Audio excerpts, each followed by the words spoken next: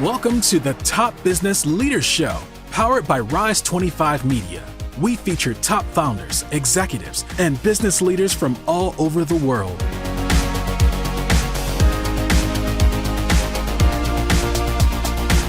Chad Franzen here, co-host of the Top Business Leaders Show, where we feature CEOs, entrepreneurs, and top leaders in the business world. This episode is brought to you by Rise 25. We help B2B businesses reach their dream relationships and connect with more clients, referrals, and strategic partnerships, and get ROI through Done For You podcasts. If you have a B2B business and want to build great relationships, there's no better way to do it than to profile the people and companies that you admire on your own podcast. To learn more, go to rise25.com or email us at support@rise25.com. My guest today is Sean Patton, president of No Limit Leaders, a leadership development and executive coaching organization. Sean is a leadership coach, keynote speaker, podcast host. The podcast is called No Limit Leadership, and author of A Warrior's Mindset, The 6 Keys to Greatness. He is a former U.S. Army Special Forces Green Beret commander and U.S. Army Airborne Ranger, whose military leadership foundation informs his work today, helping executives and teams build resilience, clarity, and impact through self-leadership. Sean, thanks so much for joining me today. How are you? Thanks for the invitation, man. I'm excited to be here. Hey, tell me, as you talk to executives, I'm sure they have their own leadership story and leadership challenges, but you've probably gone through something that most of them, not all of them, couldn't ever imagine in terms of your military training, especially Green Beret leadership, things like that. How does your leadership, at least in that regard, relate to maybe the people you're speaking to? Yeah, it's a great question. Leadership is about a way of being. And I think that is what translates across, regardless if you're on a elite military team or you're, running a large company or you're a solopreneur with just like a few people, whatever that is, that leadership really just comes down to who you are, how you show up, how you carry yourself. And are you the type, if we stripped it back to its bones, right? If we just kept digging on leadership, we get down to, do other smart, dedicated, and driven people want to follow you? Okay. And so I think where maybe some leaders can go awry or get confused is we start thinking about it's something external to us, right? It's about the company we're creating, or it's a set of skill sets. Well, I just need to learn these skill sets, or I need to figure out this thing, or if I just read this other book or do this course. And they think that it's about these external results, when in reality, the work has to start with how do you lead yourself? And are you a person? And how do you become a person if you're not already? Or how do you embody that more? What is the way of being for you that is a person other people want to follow? Sure. Yeah, that's good stuff. We'll get into that in just a little bit more into that in just a little bit. Hey, what led you to start No Limit Leaders? Even though I spent 10 years as an active duty officer, both in the infantry as a rifle platoon leader and sniper platoon leader, and then in Army Special Forces as a Green Beret team commander 2 times, I was never really the gun guy or the gear guy. I know people are sometimes surprised to hear that. But for me, what I loved about all of those roles was it was about the people and it was about the problems we were solving. And that was really where my passion was all along. That's what I loved about it. I loved working with great people, trying to do really hard but powerful and impactful things. And so when I got out of the military in 2015, so over 10 years ago now, I knew that I wanted to do what I'm doing now. So I knew I wanted to work with leaders. I knew that I wanted to see, between 10 years as an officer and 4 years at West Point, I feel like I'd crammed a lifetime of leadership lessons into that time period.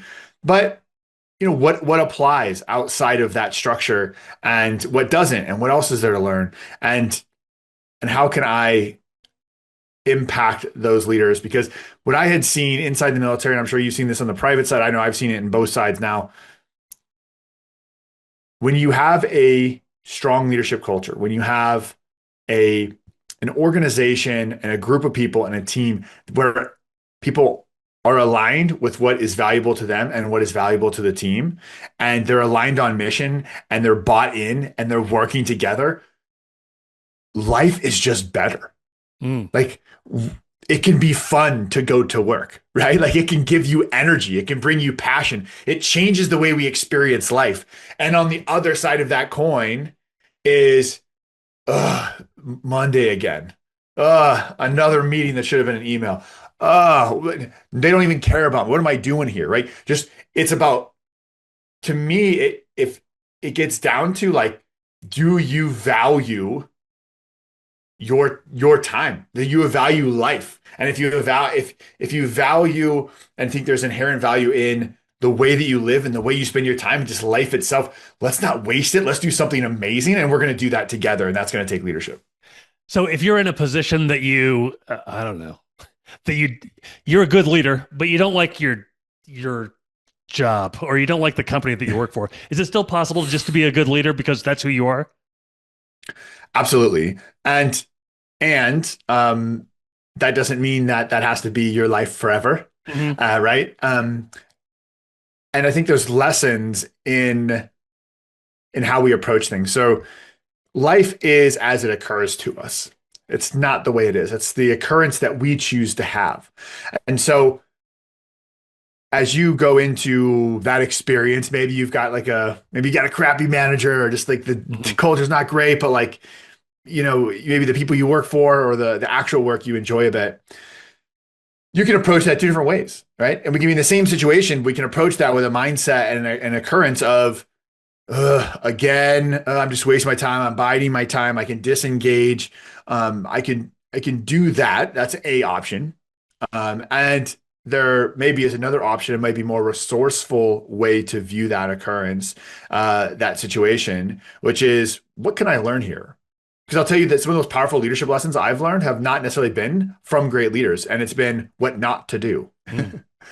And so, oh, wow, that's interesting. Like, what they did that. This had this negative influence. Let me remember that. Like, how would I do that differently? Oh, I would try this. I would do that. I think you could go through and see different lessons, and you could be growing tremendously, even in a situation that isn't ideal. And then you can also, start local, so you can impact your team. Just because maybe your experience isn't great, what about the 3 direct reports you have?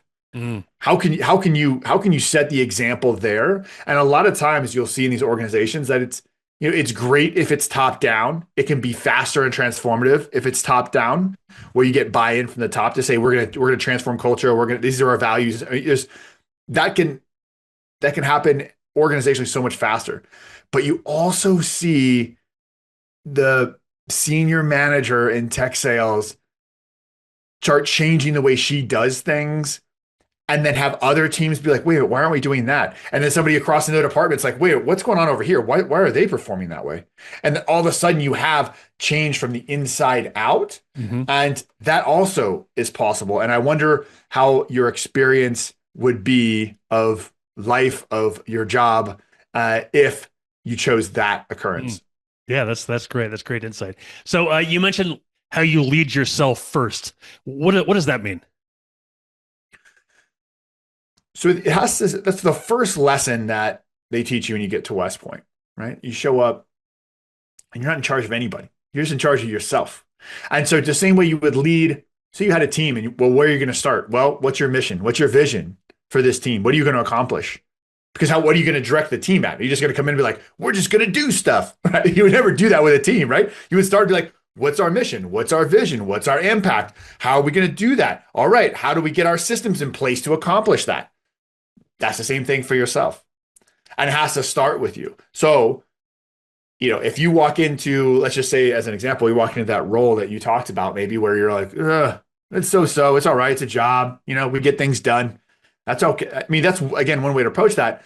But if you don't have a greater vision for yourself, it can stay like that. But maybe it's, okay, I'm going to learn as many lessons as I can, but ultimately here's my vision for my life. And what does that look like? What is questioning what I think is actually capable? What am I capable of? And then chasing that. Because the thing is that all inspiring and empowering leaders that we want to follow have a noble purpose greater than themselves, right? They're all striving toward something. And that doesn't necessarily have to be an organizational thing. People want to follow you because you have a big vision for your life and they see you have integrity, i.e., you do what you say when you say you're going to do it. Right? You have some self-discipline. And then all of a sudden it's like, an example of this would be my wife. I'll brag on her a bit. This was years ago when she was a brand new manager at a sales company. And they were in person, one of those big call centers. And she would show up and, it was one of those things that was like, cold brews and pizzas and donut day and all that stuff, right? And we go out to eat and lunch. And her and I trained jujitsu. I own a couple of Brazilian jiu-jitsu gyms. And we would train and she was competing. So she would show up, bring her lunch, right? Have a salad, go to the gym at lunch, whatever, do that. And all of a sudden people started off kind of making fun of her, right? They were kind of like, oh, the rabbit over here chewing on her lettuce, whatever. Don't come over here and we're gonna go get margs after work. And she's like, no, I'm gonna go train. She would do that. But then just by her doing that, all of a sudden, people started asking her, hey, do you mind if I sit and eat with you? Hey, are you going to go to the gym before you work out? There's a gym in the building. Like, they start going with her. And all of a sudden, then when she got promoted to a new position, everyone wanted to be on her team. Oh, nice. Wow. Because they saw how she led herself and they respected that. And all of a sudden, she became a leader of others that other people wanted to follow because of how she had led herself. Yeah, that's like, yeah, you don't really have to talk. You just do it. Do it. So let's say somebody's listening. I've worked for some managers or supervisors who were just like my bosses that they appointed, and I certainly wouldn't have chosen to follow their lead if I didn't have to. I've probably been that person too. I've probably been somebody who people would want to follow, and been somebody who people would roll their eyes at. What's the first step you can take? Let's say you're a manager and you realize, like, I don't think I'm really leading this group. I'm just managing. What's the first step you can take where you can be like, okay, how do I transition my own mindset to be somebody who people would want to follow? Well, there's two things that come to mind first for me. One is the vision question. Like, are you clear on what even your team's vision is? Because it's really hard to follow someone without a clear vision. It's hard to lead yourself without a clear vision of where you're going, right? So is that really clear or is that vague? And what I have found with my coaching, executive coaching clients and things like that in organizations is that vagueness is a very handy avoidance tool.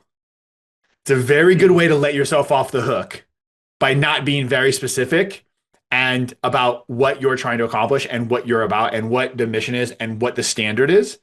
And if it's kind of like, we're just doing our best around here, we're trying to hit these numbers or we're trying to do whatever, it's all right. Like, that is for yourself and your team often an avoidance technique to put yourself on the hook and hold yourself accountable. And so getting really clear and stating that, like, this is, so everyone's has clarity around what this team is about and what you're about and what the vision is. So that's number one. And the second thing is I would sit down either with the team or one-on-one and start to lead with vulnerability and get feedback on, hey, this is how I'm seeing it.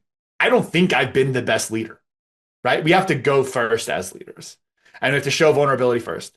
And trust and respect has to go down in an organization before it ever comes up. Too many leaders step in and like, they're not doing what I say. They don't respect me. They don't trust you. Like, do you trust them? Do you respect them? Because it has to go down first. It will never come up. And so if you show up and say, I trust and respect you, and I may not have been and let me be vulnerable, I may not have been the best manager or leader of you. And I'm trying to be better. So I'm open to your feedback. Let me know how I could best serve you. And I want to hear why you're here. Like, why are you in this role? What are your goals here? Because I know you mentioned all your leadership roles you've had in the organization you've been a part of. And so you know as well as I do that, like, not everyone has the same motivations. Not everyone has the same goals, right? Some people are money motivated. Some people aren't as much. Some people it's flexibility. Sometimes it's, man, this is the last season. I've got my youngest at home in high school, and I want to make the baseball games. They start at 4:30. Awesome. How can we work together to make that happen for you? Mm. But if you don't ask and have that conversation, you're just like, man, why is Chad pissed off this fall? I don't understand what's going on. Like, well, maybe I'll throw more money at him. You don't care about more money. You want to go see your son play baseball. Yeah. But you got to have that conversation. And the magic happens when you create vision and then you have a one-on-one conversation and find out what role they want to, like, why are they here? What's their motivation? What's their vision? And then align them. And then if you align organizational vision with personal vision, and then you support them in accomplishing that, whew, you're off to the races. And you want to take it a step further, you've got someone who doesn't have vision, and you're going to help them establish what that looks like. And then you're going to support them in, like, this is the first time anyone's actually, there's so many adults out there that no one has ever sat down and just looked at them and been like, what do you want out of life? How can I help you do it? Yeah. And you can be that person. Huge. What so I'm sure maybe young leaders they get hired in a leadership position. They say, I'm looking forward to building my leadership skills, which probably does happen. You probably build leadership skills. But how important are those compared to maybe mindset in general? Oof, great question. So I love the fact you asked that, because in coaching, and in leadership, we sort of think of these three components of vision, strategy, and mindset, and how they have to align. And so I love the fact you brought up mindset, because sort of independent, right? Like, you can have a vision without a good strategy or a good mindset, good luck. You can have a good strategy but if you don't have a good vision, or, you can have even two of the three and you can sort of limp along, but without the third, you don't really unlock the power of those things. And so when it comes to mindset, I'm gonna give you a powerful framework here. Okay, so most people think this way, and I know it's my default too. Maybe this will relate to you. They think in do, have, be. So they think, all right, I'm gonna do these things. Okay, so call that strategy. Things I'm gonna do, and then I'm gonna have a result. Call that vision. Okay, I'm going to have a result. And then I get to be a certain way. Then I get to be fulfilled. Then I get to be confident. Then I get to be the leader that I want to be. And here's the thing, is like, that actually works. That works. You can do some things, you can get a result, and then you can become a different person, or be a different way of being. And then you can start over from a different place. You can do it again. And you can get linear results. So if you're looking for your life to get, like, I'm going to get 1% better this year, 5% this year, that works. Mm-hmm. It works. Now, there's some real problems with that, because what happens is, if you're doing from the past, you're doing from the current state, not future state. So if we flip that around, instead of do, have, be, if we go to be, do, have. So we move to, okay, let's establish the vision. Like, where we want to head? What's that? We call it a generative future. Like, what is the future we're going to create? Okay. And then we set that. But then once we have that, we know where we're going. We say, who is that person? So if you say, I'm a new leader and I just stepped into this management role. It's actually a perfect example. And I could bring up a military example in a moment. I'll just go right to it. So when I was a new platoon leader, and usually at 12 months, you end your platoon leader time, get a year as a platoon leader. But at a year, we deployed to Iraq. So not going to switch you out, right, when you deploy to combat. So I got another like 6-7 months. And I was getting ready, then I get selected to take over the sniper platoon. And so we had a brand new lieutenant who was coming in, and his first job was going to be running a platoon in combat. His first, with straight off of the training. And so I was writing him a letter of my lessons from my time to help him out. And the end of that letter, I said, look, there's going to be times you're not going to know what to do. You're not going to know the tactical answer or the people answer or whatever. But all you can do is close your eyes and think about the platoon leader that you want to follow. Put yourself in that soldier's shoes and be like, when the crap hits the fan, who do you want to look over and see on the other side of the radio? Who is that person? And then you just Open your eyes and be that person. And that's what this exercise is. So you can think about, create that vision of what you want your team to be, and what you want to accomplish, and all of those things, like the vision you have for your future. Then you start acting like that person now. You embody that person now. And so now you're being first, right? And you're getting messy and doing the work and being. And then you're doing as future self. You're doing as ideal self, not doing as current self. And so you get exponential results. That's how you get transformational results, is instead of I'm going to do some things, then I'm going to have the result, and then I get to be a certain way. I get to be happy. I get to be fulfilled. I get to have whatever it is. Switch it up and go be, do, have. Set your vision as the have, but then think of the way of being, the mindset of just who is that person?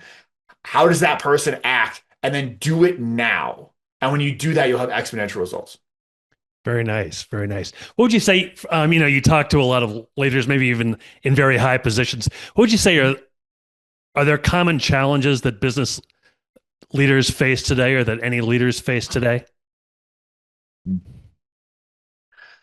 Yeah, depending on the size of the company and the level, you have legacy culture. Like what we see a lot right now, I would say, is, especially, I guess this is just like my clientele that I work with. I would say a lot of leaders who are assuming that top level leadership, right? Maybe they're Gen X or millennial or something like that, right? They're either like 40s or early 50s, something like that. And they've risen through the ranks by working on themselves, by bringing in great culture, by like all these ways of thinking, ways of being. And now they're like taking the reins of maybe an antiquated sort of, you mentioned like management versus leadership style before, right? More of a transactional style. Show up, do your job, get your paycheck, go home. And they're wondering, how do I shift that? How do I change that?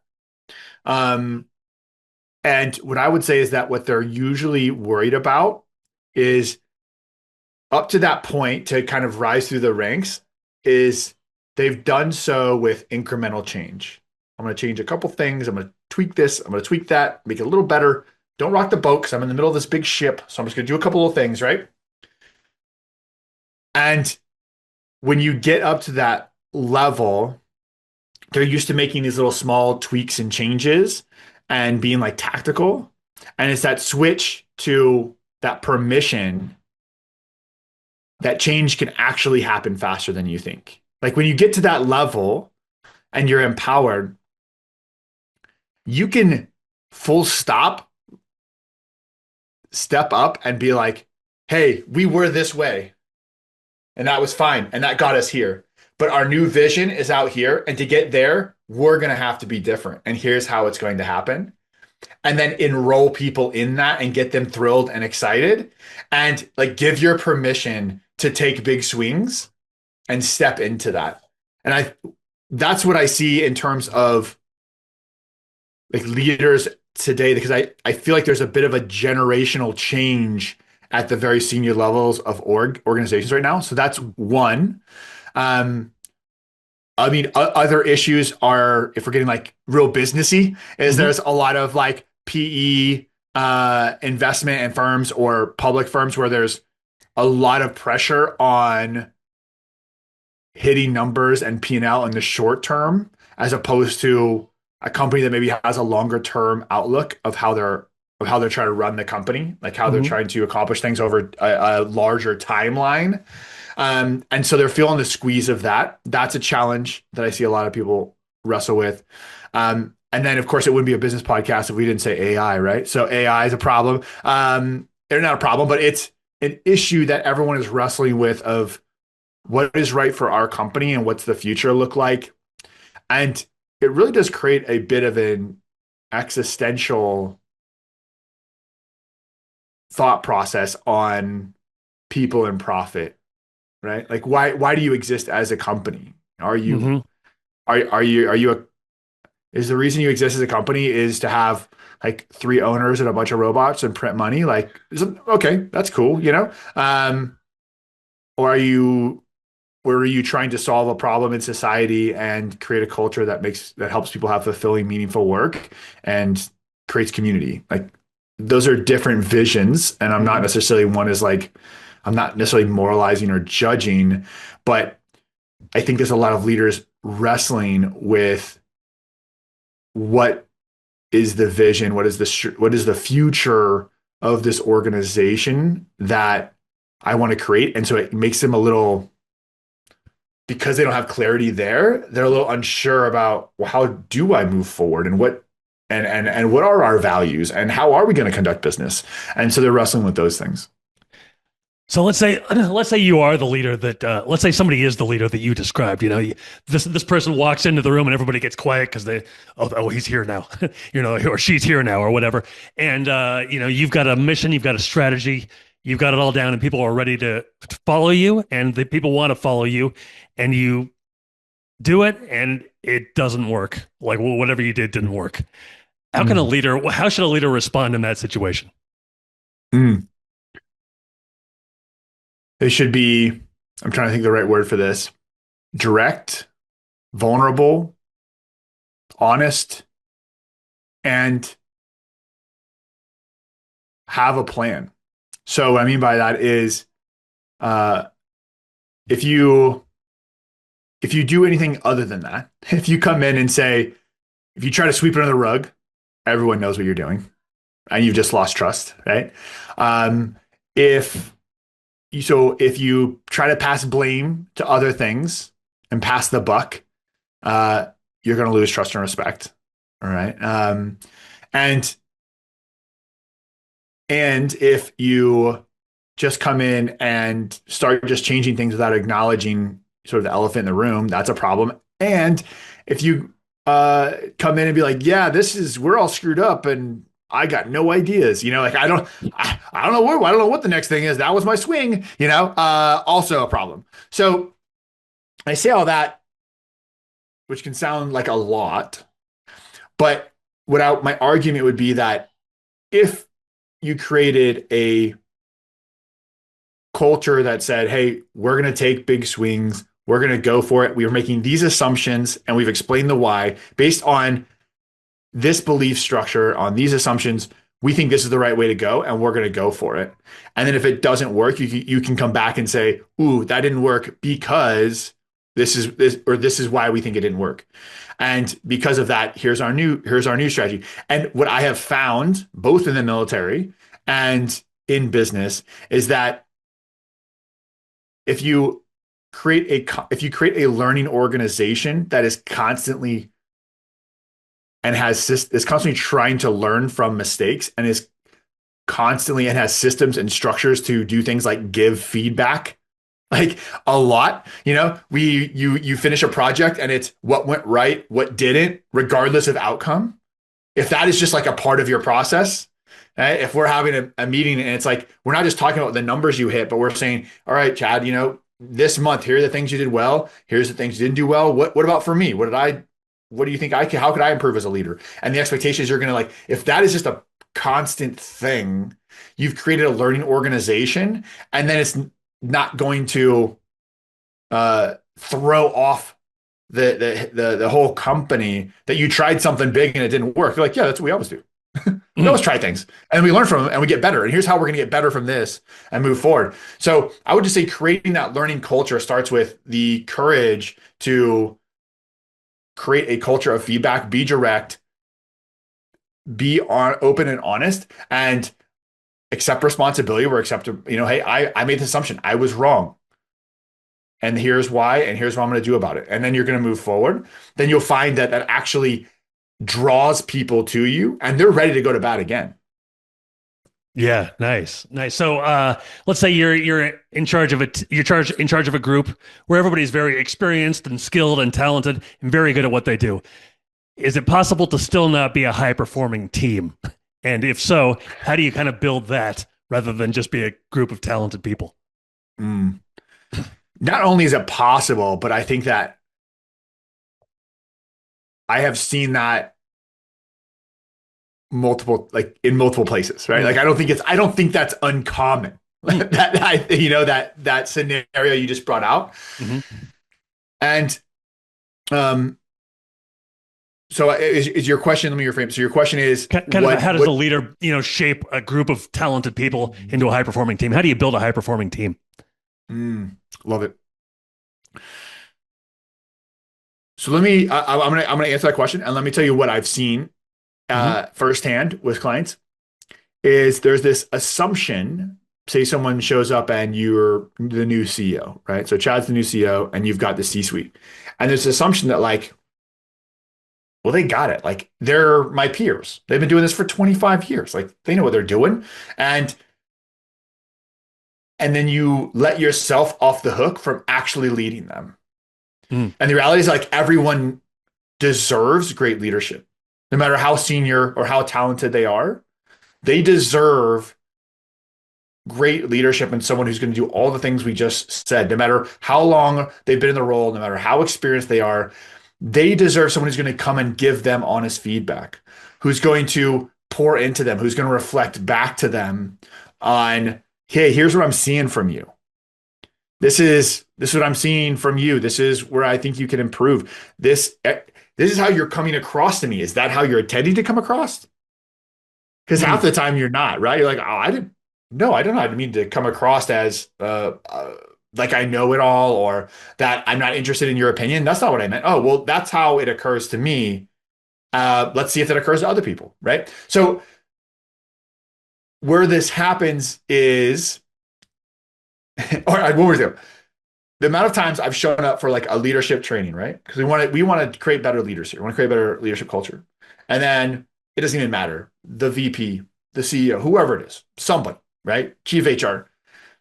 He does this great intro. Here's Sean Patton. He's from No Limit Leaders. He's going to do this whole thing. All right, guys, pay attention. And they walk out the door, and I'm like, wait a second. Like this is for them, Mm-hmm. instead of participating as a team. That's when I know that what you're talking about is absolutely happening. So a lot of times those very talented people rose to a certain level because they're so individually talented. And it's literally the definition of sort of the classic business school case of the Peter principle, right? That everyone gets promoted to their level of incompetency. That you can, Yeah. and and so you may be very technically good, but when you step into those very senior roles, right? You're at a different level of leadership. I like to think of leadership in terms of three levels: tactical, operational, and strategic. So three levels of warfare, and it's like that for a reason.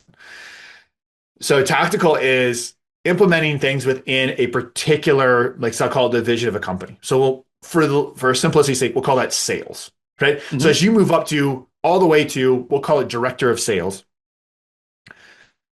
you're being told, hey, here's what we're all doing out here, and here's your role, and it's to drive this number, and you go drive that number, and you do it at different levels. That's all tactical level leadership, and that's like one type of leadership. And then there's strategic level leadership, which is the senior folks. Their job is to look up and out, right? Like what's going on in the world? What is the problem we're solving? What's going to come at us? How are we going to play in this thing? And like, who are we going to be in that way? And then there's this key level of like VPs in between that some people call like cross-functional leaders or whatever it might be. But their job is to translate the strategic vision and break it up and make these different pieces all work together. And so this pertains to your question, because what you'll find is like someone is a very good tactical level leader in one of those departments, whether it's like IT or finance, whatever it is, and they're very good at that one thing, and then that gets them all the way to the top, and then they're there long enough, all of a sudden they find themselves in that operational level role or that C-suite level role, and you have this team of people who are all individually good at their own things, but don't crosstalk and work together. And so I would say that's the critical time to do the foundational work that we described earlier of invest in them one-on-one in leadership, and then bring them together and make sure that they connect outside of their job function, and they are very aware. Like everyone on that team should know that personal motivations and goals and vision that everyone has on that team too, and they should be supporting them in accomplishing that.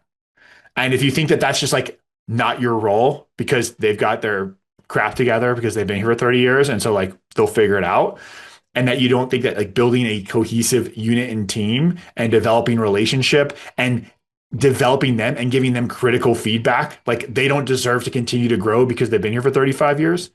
They deserve to continue to grow. And just because you're younger or maybe have less years or they have more years than you, that doesn't mean that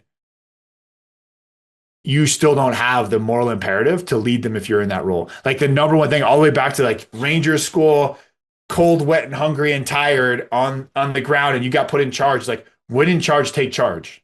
Like if you're in charge, take charge. You are you're a great podcast guest. You're also the host of the No Limit Leadership podcast. Tell me a little bit about that. What do you like about it the most? I love how much I learn, man. I feel like I'm cheating, right?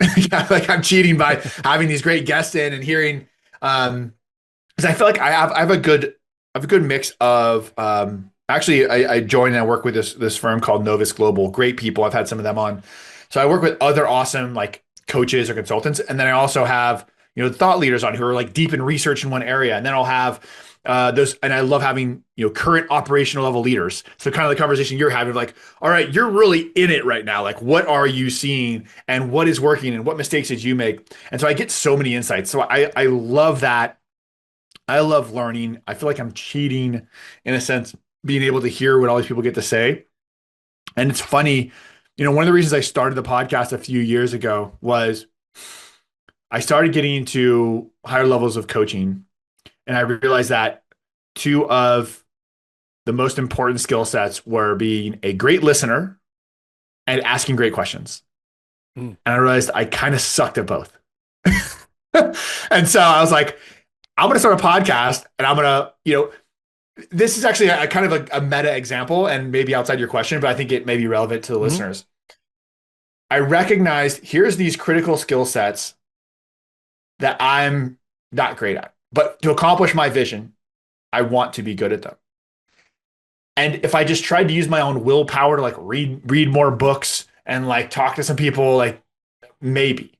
Instead, what you can do is set up structure in your lives. So like I set up a structure, I set up a podcast, I hired people, I invested money, I put myself on the hook, I started bringing people on the thing, and I just like, I'm going to do this and I'm going to put it out publicly. And all of a sudden I've created a condition where like, I have to get better at this. Like I'm at least going to get reps. I'm at least going to get reps. And I'm on the hook for it. So like now I'm even more interested in like, how do I study other people interviewing and how do I get better at this one thing? And, one of the topics I talk about on stages and I work with people, individuals and organizations on is on discipline, whether it's organizational discipline or self-discipline. And so this is just a chance to bring that up of like, self-discipline is not just it's not about willpower or making your suffering every day, just pulling yourself up and just, David Goggins in yourself, look yourself in the mirror and calling yourself names till you're ready to do something. Like that's not what it's about. And even at that elite level, like those elite teams, like a Green Beret team, that's not what it's about. It's about discipline's about design and it's about creating a system around you that makes the right thing the easy thing. And that's in a sense, that's what I did with podcasting is I set up a thing where it was like, now it's going to be harder for me to not do the thing that I need to do that I don't really want to do. And it started with that and it just sort of like blossomed into like one of my favorite things to do. Sure. So what, has there been like an interview that you've had that you learned something that was particularly memorable or particularly eye-opening that you can share with us? Oh gosh, there's been so many. I interviewed Harry Allen, who is the CFO of Belmont University here in Nashville. And he's also the co-founder of a bank. He co-founded a bank with some other people like in his mid-30s. And now it's like multi-billion-dollar, like in a revolutionary sort of way. It's called Studio Bank. And they do things just a little differently. And they really focus on entrepreneurs and small business owners, and especially in the creative space. Anyway, kind of a very like entrepreneurial sort of innovative way to attack banking, which is not the most innovative place to be usually, right? So like his approach to solving things differently and the innovative approach he was bringing to higher education. We had a very interesting conversation around like what is the future of higher education when it comes to things like AI, when in the political pressures on that, how do you stay relevant, and how he's like bringing this entrepreneurial, like experimental view to higher education. That was one that was really, really interesting. And if I have to plug recent ones because they've been really good.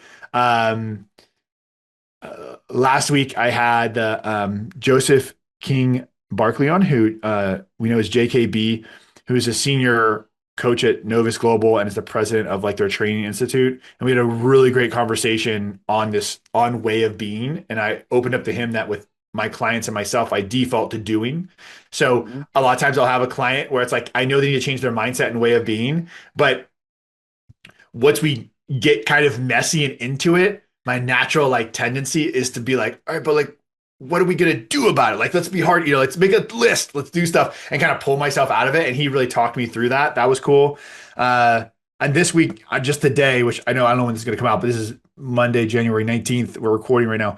It was a really fun interview with Sean Henry, who is the president and CEO of the Nashville Predators, the NHL team. Oh, nice. Yeah. And he's like this guy from like Long Island, New York, with like these funny stories from like the boardwalk and coming up through the ranks of the Detroit Pistons. And so he's kind of like, he's got really good insights from somebody who's just done it for a long time.